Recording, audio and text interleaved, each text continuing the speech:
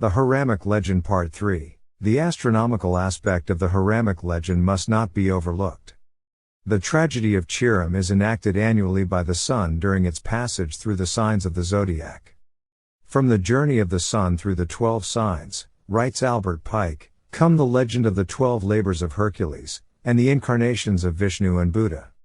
Hence came the legend of the murder of Chiram, representative of the sun, by the 3 fellow crafts, symbols of the winter signs, Capricornus, Aquarius, and Pisces, who assailed him at the 3 gates of heaven and slew him at the winter solstice. Hence the search for him by the 9 fellow crafts, the other 9 signs, his finding, burial, and resurrection. See Morals and Dogma. Other authors consider Libra, Scorpio, and Sagittarius as the 3 murderers of the sun, inasmuch as Osiris was murdered by Typhon, to whom were assigned the 30 degrees of the constellation of Scorpio. In the Christian mysteries also Judas signifies the scorpion, and the 30 pieces of silver for which he betrayed his Lord represent the number of degrees in that sign. Having been struck by Libra, the state, Scorpio, the church, and Sagittarius, the mob, the sun, Chiram, is secretly honed through the darkness by the signs of Capricorn, Aquarius, and Pisces, and buried over the brow of a hill, the vernal equinox. Capricorn has for its symbol an old man with a scythe in his hand. This is Father Time, a wayfarer, who is symbolized in Masonry as straightening out the ringlets of a young girl's hair.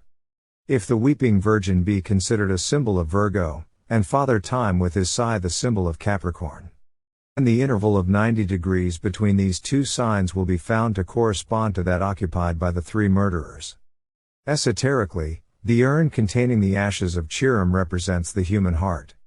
Saturn, the old man who lives at the North Pole, and brings with him to the children of men a sprig of evergreen, the Christmas tree, is familiar to the little folks under the name of Santa Claus.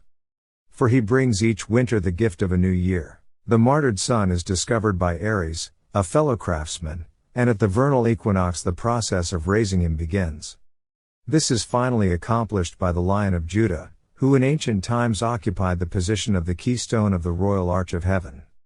The precession of the equinoxes causes various signs to play the role of the murderers of the sun during the different ages of the world, but the principle involved remains unchanged. Such is the cosmic story of Chiram, the universal benefactor, the fiery architect of the divine house, who carries with him to the grave that lost word which, when spoken, raises all life to power and glory. According to Christian mysticism, when the lost word is found it is discovered in a stable, surrounded by beasts, and marked by a star. After the sun leaves Leo, writes Robert Hewitt Brown, the days begin to grow unequivocally shorter as the sun declines toward the autumnal equinox, to be again slain by the 3 autumnal months, lie dead through the 3 winter ones, and be raised again by the 3 vernal ones. Each year the great tragedy is repeated, and the glorious resurrection takes place. See Stellar Theology and Masonic Astronomy. Chiram is termed dead because in the average individual the cosmic creative forces are limited in their manifestation to purely physical, and correspondingly materialistic, expression. Obsessed by his belief in the reality and permanence of physical existence, man does not correlate the material universe with the blank north wall of the temple.